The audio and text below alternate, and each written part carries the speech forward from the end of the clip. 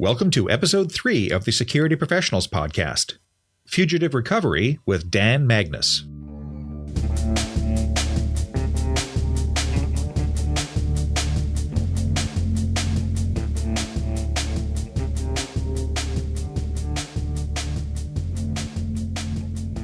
Welcome to the Security Professionals Podcast, brought to you by Security Training Center, LLC.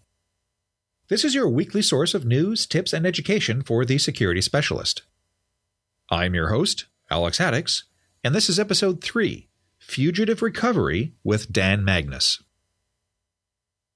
This week is the first part of an interview that I conducted with Dan Magnus. Dan's a fascinating guy. He was the 1982 US light middleweight full contact kickboxing champion and number 3 in line for the world title. A New York police officer. He contracted with the US Marshals Fugitive Recovery Program, and he's been shot 7 times. He has years of experience as a nightclub owner, bouncer, and still works executive protection. Dan's not a big guy, but he has this quiet confidence that stops problems before they start. Dan conducts self-protection seminars all over the country. You can find some of his videos on YouTube. His website is themagnusmethod.com. This interview with Dan went really long. He has some of just the most amazing stories. Because it is so long, I had to break it up into consumable parts. This week, I'm sharing part 1 of our discussion of his experience and time with the US Marshals Fugitive Recovery Program. The stories he tells just completely shattered my preconception of fugitive recovery. So without further ado, here is part 1 of the interview. Are you looking to run your own security guard training school? Check out guardcardtraining.com. We have state-approved security guard training materials, professionally printed and bound student manuals, PowerPoint presentations, knowledge checks, and final exams. Everything you need to run your own program. Just open the box and start teaching. guardcardtraining.com. Welcome back. So this week we have another very special guest. We have Dan Magnus. Now, Dan has a tremendous amount of experience, and he's going to be a frequent guest on our show. I can foresee that. So what we're going to talk about with today is that Dan used to be a federal marshal in fugitive retrieval. And so he's going to speak to us today about his experiences in that and where things were and where they're kind of headed towards in the future. And this ties in a little bit with private bounty hunting. So, Dan, thanks for coming on the show. Thanks for having me. How did you get started in fugitive retrieval? How did you get into the U.S. Marshals? Well, basically, we were what we call it back in the 80s, independent contractors. So, the U.S. Marshal Service has 2 basic jobs. One, they protect the federal witnesses and federal judges. And they are the ones that go after the fugitives that are wanted by the government. It's a little different than a bounty hunter. A bounty hunter works for a bail bondsman and has to bring him in because he didn't show up for court. People don't understand when a bounty hunter goes after somebody and arrests them, he's not arresting them for the crime they committed. They're arresting him purely because he didn't show up for court. Everybody always talks to the bounty hunter where in fugitive recovery, the government finds out where he is and then contracts people out to bring him back under the thing of U.S. Marshals because they're the ones there. There's not that many of them. Okay, but you're not a private contractor. You're still part of the... Oh, I worked for them. Right, okay. Now, did you have to go to any sort of police academy? No, but I have an associate's degree in police science from John Jay College of Criminal Justice. I was a police officer in New York City for a whopping 6 months in 1977 till the city went bankrupt. And then I went to Washington, D.C. to just kickbox and work with June Ray, who had a bunch of big chain of martial arts schools. And I got a lot of federal agents coming to the school and they knew of my police experience and said, hey, would you like to work for us? And this was back in the Reagan era where, there wasn't an internet, there wasn't, cell phones and everything. So it was hard to find the fugitives, but easy to catch them once you found out where they are. Now, in this day and age, it's easy to find them, but it's hard to hell to catch them. Because like you're walking up a flight of stairs now, they get that phone call from that cell phone from that kid down the street to saw you coming a block away. But we never had that problem before. Wow. Okay. So you were a contractor for the US Marshals. Right. How does that work? Back then, they pay you so they can, if something bad happens, they can deny you that you exist. Wow. Okay. So they contract you for a specific job. Right. You're actually going there to pick them up, and you drop them off wherever they tell you to drop them off. Do they deputize you? Yes. Okay. So they deputize you before each event, or is it a long term? It's not like them. They do it once, and then you do it. It's just if the thing hits the fan, they can just deny everything. Because especially if it's from, if it's in the country, if it's in the United States, there's no problem. But half of them, especially in the 80s, went to Mexico. Juarez was the big spot that mostly every fugitive, it's like when Dog the Bounty Hunter, that's basically how he got his fame. He found a fugitive that was wanted, the Revlon, he was heir to the Revlon estate. But Dog was told by the FBI, where he was, and he had the information, but he put a film crew in, and, there's a whole process that you go for that, people don't see. And he filmed everything. So the Mexican government got mad. The U.S. government said, forget about this. And they put Dog in jail. And then he didn't get the bounty, and basically he didn't get paid, but they didn't take the footage away from him. And then he sold it to, I think it was A&E or whatever it was, and that started him. And then he became he's a felon, so he can't carry a gun. And he does all his now bounty hunting in Hawaii, which is like saying, you go to a rabbit farm and you're looking for a rabbit. Boy. Okay. So as an independent contractor deputized by the government, so it wasn't a full-time gig then? No. Okay. So now that's actually how you were training also and competing in kickboxing at the time. Right. And I owned a martial arts studio. So I also taught the government agencies, the FBI, the US Marshals Service, DEA. They used to come to my studio all the time because my studio was in Bethesda, Maryland. Okay. Interesting. Okay, because I thought that the U.S. Marshals and Fugitive Retrieval were full-time law enforcement. Well, they are now. Okay, maybe that's the difference then. They are now. You got to understand something. When 9/11 hit and the internet hit and everything, now every agency is intermingled, so they go back and forth. Where before, they had certain jobs for certain things. Witness protection, fugitive recovery, and they can't do it all. So they basically served outside. They can't do it now because of the way the internet is and the way they can get a hold of each other. So now it's the governments even Mexico now doesn't harbor any fugitives. Mexico was big for harboring fugitives. If you had enough money, they'd let you stay wherever they are. They won't do that nowadays. That's the big difference between back then and now. They won't do it now because it can be on CNN the next day.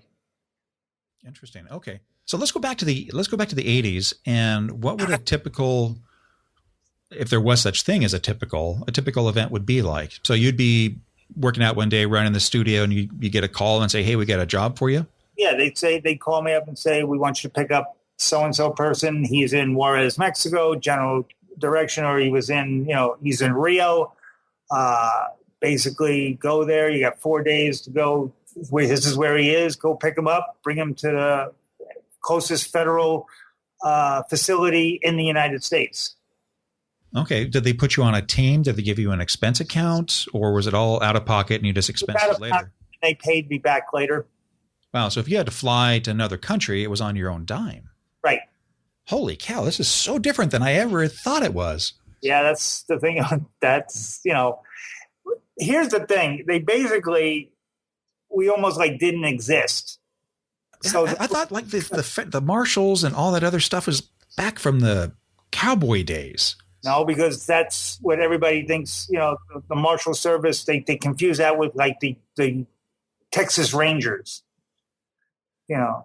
Texas Ranger, all he is a police officer. He's not federal and all that, but to Texas, he's like the biggest thing in the world. And marshals in the Old West were sent to the West by the government to oversee whatever the state's going, because the states used to have sheriffs. That's why when you sometimes hear a U.S. Marshal Service, they keep saying, I'm a deputy U.S. Marshal, because they assign it. So there's no really head U.S. Marshal. Oh, interesting. So then who does the deputizing? The guy who runs the U.S. Marshal Service. Okay, and he's a politician, elected official? Usually, yeah. Wow. Okay. The U.S. Marshal Service now, like I said, with the fugitive recovery now, it's mostly that they deal with the government now and say, look, we know where he is. And usually the government gives them up. And it makes it so much easier now because they don't want the publicity coming from the internet. Right. They're worried about a bunch of yahoos getting caught on video and having it go all over the YouTube in 30 seconds. I mean, the stuff that me and my partner would do, we would be totally in jail right now if we ever did any of that now. Holy cow. You'd have some 5-year-old or 6-year-old with a cell phone taping us. They just had a big thing in Dubai over that with the Mossad. Assassinating a arms dealer. Dubai has enough cameras more than Vegas, and they caught the guys on going up the elevator, going through the room, going to his room, but they didn't show. The only thing they didn't catch is him actually killing him, but they blew all the identities of the Mossad guys, which would have never happened in the 80s. Okay, so you would get a call and you would have to go down. Now, did they alert the foreign government that you were coming in? No, you see, that was the tricky part. Let's just say money is always a good negotiation tool, especially when you go to Mexico or to South America. Could you expense that? Yeah, it's all expenses. Wow. And I remember in the 80s, too, it was an all cash business. Boy, you're blowing my mind here. I don't even know where to go with this. This is fascinating. That's not the way I expected the conversation to go, because we've spoken briefly and I've met you in person several times, and this was nothing like what I was expecting. Well, see, that's the thing. People watch movies, they watch television, and they get a certain idea of how things are going. And then, back then again in the 80s, cable was just starting. It was based off movies, and now they show enough police thing that everybody thinks that crime stopped in like 3-4 days. If you watch Justified, U.S. Marshals, no government agency pulls their weapons out as much as the movies show it. But if they did it in real life, it would be boring. Right. Now, you were saying that there were a lot more social skills required back in the old days versus the guys today. Why is that? And tell us why. Technology, before, there wasn't even cell phones. Cell phones were the size of a brick. So when you went, you were basically on your own. So being basically on your own, you had to have the negotiation skills to deal with not just the other police, and everybody wanted their piece, and bringing the person in now with cell phones and texting and everything. The police today can't even negotiate because they're too busy texting. This generation does not talk to each other anymore, and it's learning how to deal and talk with it, whether it's going after fugitives, whether it's dealing with a drunk, whether it's dealing with anybody. The negotiation skills have just gone out the window. Phone calls now are basically, you call somebody, okay, and then they'll text you the answer. And it's like, okay, it doesn't work anymore. You lose the negotiation, the body language, really seeing if a person's lying or not. You can't tell that through a text or through an email. And what everybody calls texts and emails, people in my generation call evidence. I still to this day don't understand half the things. It's people write on their thing. I'm like, are they nuts? Oh, I know. I one of the things I hit in the show all the time is like, everything that you say is public record. You got to be very careful. When I do the security guard training, you got to be careful. Mm-hmm. When we even teach baton usage, we have completely in our classes completely eliminated any strikes with a baton. Yeah. Even in self-defense, because it looks like you're the attacker. It's so easy to edit that and make it look like you're beating the crap out of somebody when you're just blocking or defending. Right. Well, that's the whole thing. What's changed from the 80s to the 90s to today is technology has gotten so sophisticated, and people don't understand that, federal agencies, local law enforcement, they're not highly trained. I know tons of FBI, US Marshals, DEA who went through their basic training things and then nothing after that, unless they do, deep undercover. 3/4 to 7/8 of them never pull their gun out. I don't think they work in LA. Yeah, well, I'm telling you, I work with LA police. They're not that good at shots either. And the problem is there's no money. They have to, for any extra training after the police academy they have to come out of their own pocket. Yeah. Yeah. I mean, that's why you see 6 police officers jump on one guy, because none of them know how to hold him down. And when a person's going crazy, a pylon's just easier to hold them down than one person could just get out of the way and put them in a lock. But it takes constant repetition, constant practice, and most of these guys don't want that. They think the uniform, the badge, the gun, whatever accessories they're wearing is enough to stop it. But it isn't. And people don't understand that, in anything, whether it's, fugitive recovery, whether it's bounty hunting, they're not going after the person for what the crime is. And that's another thing that people don't understand. They're going there because they're wanted on not showing up. In America, we're the only country still that you're innocent until proven guilty. Every other country in the world, you're guilty until proven innocent. Well, we're like that here in the United States, but we don't like to say that. We always say, well, you're innocent until proven guilty. Then why are we putting him in jail and holding him for a year till his trial's going on? He's innocent.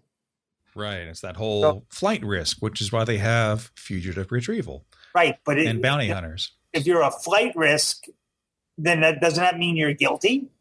It would indicate it, but I know of quite a few attorneys who might argue a difference. Right, that's the thing. But if you go to Europe or you go into South America and you commit a crime, you're guilty. Now it's up to you and your legal team to prove your innocence. And it's like that in the U.S. too, but basically we have to word it differently. Yeah, because it's America and we're the land of the free, which we have to say, everybody's innocent until proven guilty, but that's not the case. Yes, they allegedly committed the crimes. Right. Well, I can allegedly eat an ice cream sandwich. Did I do it? Am I guilty of eating the sandwich? Well, in any other country, yeah, you're guilty of eating that sandwich till you prove otherwise. Okay, so walk us through what it would be like to say, did the call come in the middle of the night? Was it during the day? And then how did you, once you got the call, did you put together a team or did you go solo?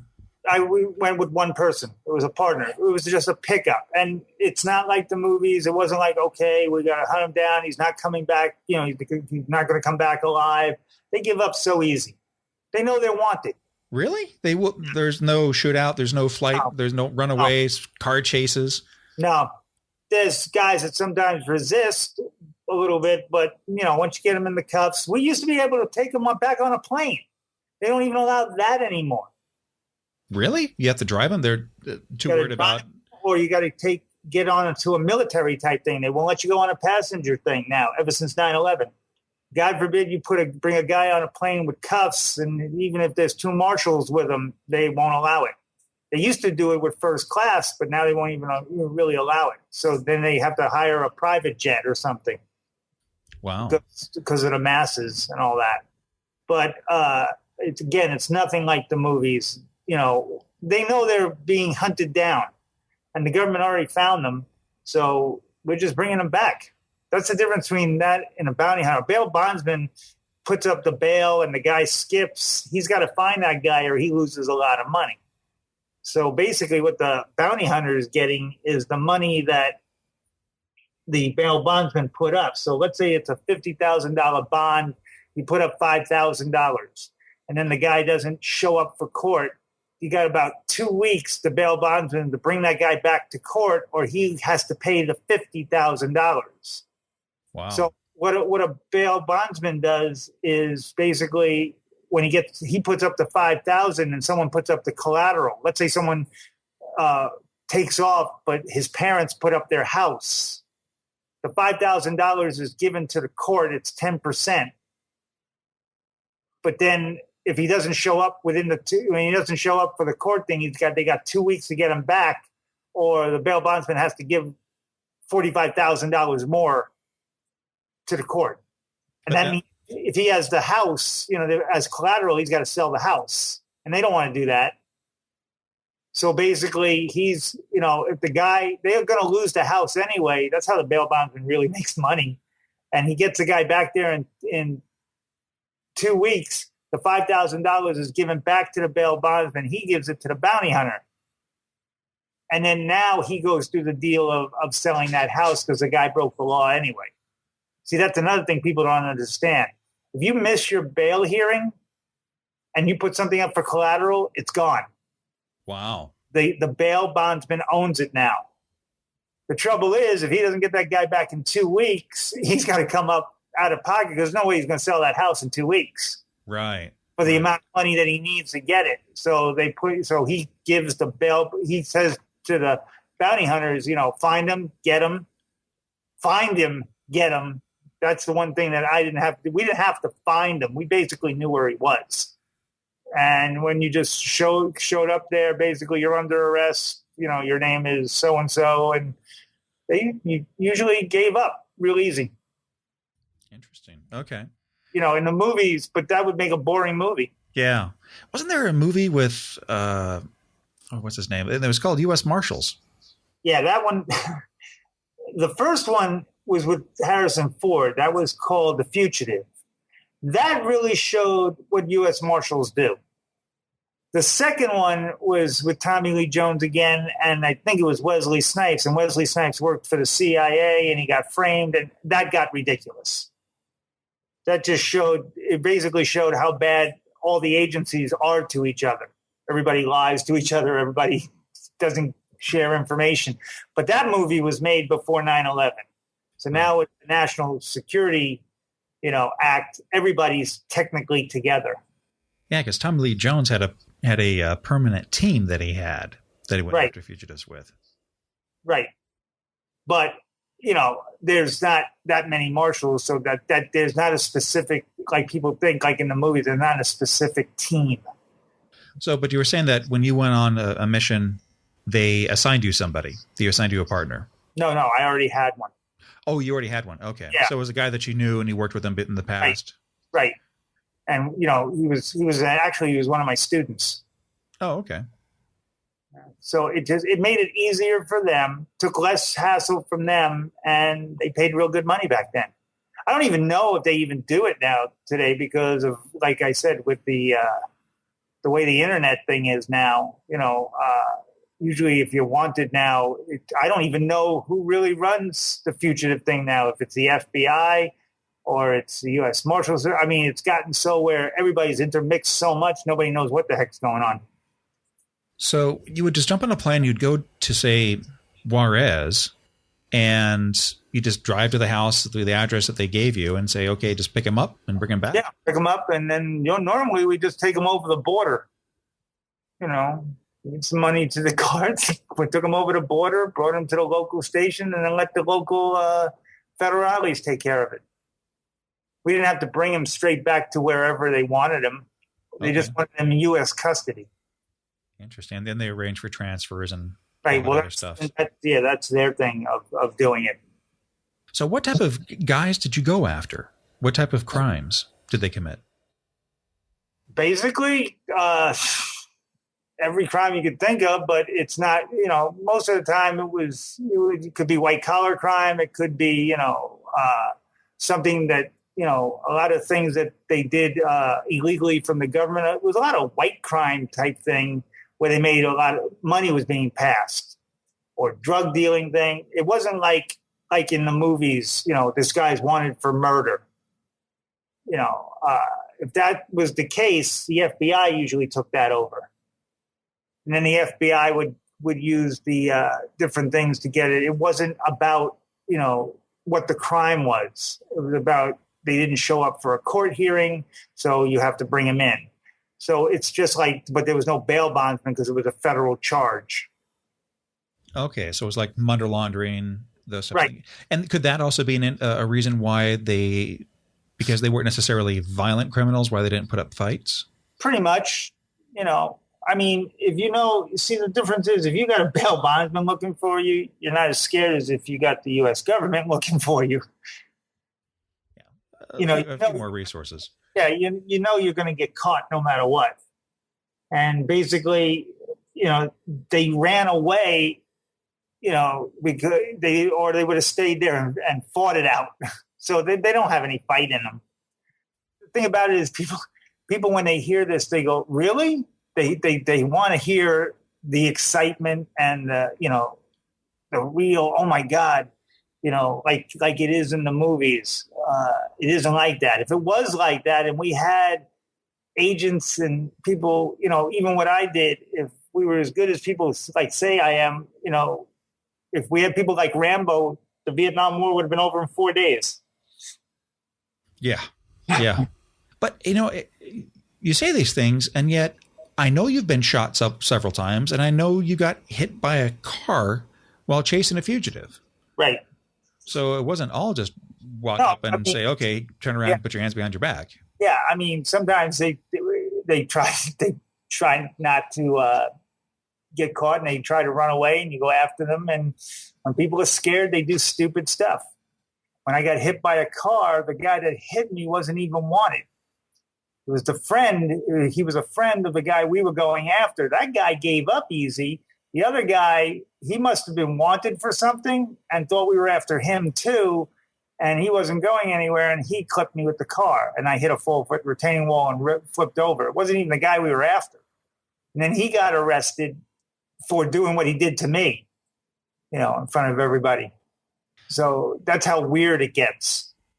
Okay. So you had actually already arrested the person we were after. Okay, I thought you were actually chasing him down and ran across the street and got hit by a car. I saved the guy, pushed the guy out of the way, and I got hit in the leg, and it knocked me over a 4-foot retaining wall. And that's how you damaged your heart. I broke my ribs and it tore my heart. Now, were you in the U.S. at the time or Mexico? It was in the U.S. It was in Texas. Thank goodness for that. I would hate to think of that type of injury in a Mexican hospital in the 80s. Yeah, well, I don't like Mexican hospitals. I can understand that. Now, when you were shot, was it on U.S. soil as well? Or was it? Yeah. Okay. So it almost sounds like it was safer going to Mexico to pull these guys back to the U.S. Basically, yeah. When they flee the country, they got money. And then when it's like, oh, it's over, they're not going to fight it out. It's the ones that are staying in the States and think they have their friends and their connections and all that, which makes it harder and more dangerous. It's their friends and their family and their acquaintances that are the dangerous ones, not them. Oh, that's interesting. They're trying to save their friend or save their brother or save their husband or save their wife or whatever, That's where the danger goes. It's not the person basically you're going after. It's the people he associates himself with. Boy. Okay. So when you went to Mexico, did you go to were these guys shacked up in the Four Seasons at a Hyatt or? No, they were usually just a house. Like in a nice neighborhood? I don't know if there's anything like a nice neighborhood in Juarez. Have you ever been to Juarez? No, I've never been to Juarez. I've heard a lot about it. I've been to Tijuana countless times. I think of Tijuana maybe 100 times worse. The poverty rate is so bad in Juarez. Well, it was really bad in the 80s. I mean, it was only like 200 pesos to the dollar. You know, it was so ridiculous that if you had money, you could really hide there because those people were so desperate for money. So, you know, and then there was, you know, okay, I'm going to go in there, and you could hide anywhere, and they would help the people hide. And that's where the danger came in, because the people that were so poor was protecting them because they wanted the money from them. So we had to be careful that, you know, when you got a whole bunch of people that are counting on the money, you know, from this person who wants to hide out, you know, they're going to protect their investment. They're not protecting him. They really don't give a crap about him. They're protecting their investment, because we take them away, they don't get paid anymore. Yeah, so it's protecting their sugar daddy type. Yeah. And now that doesn't even work because the cash business has almost gone down the toilet. What do you mean by that? Well, you know, even though cash, you know, people don't use cash as much as they used to. Cash is king. What do you mean? So they're doing credit card transactions or PayPal now? No, they're just, you know, it's just done differently. You know, it's, I don't know how to explain it. It's just, you know, now because of with the drugs and all that in the US, it's really hard because you can't go over $9,000, you know, without doing the banks do extra paperwork, you know, so the cash thing isn't as easy as it was before. Okay. So sorry, I'm killing all the myths that everybody likes to hear about. No, it's even more fascinating because it's so different than expected.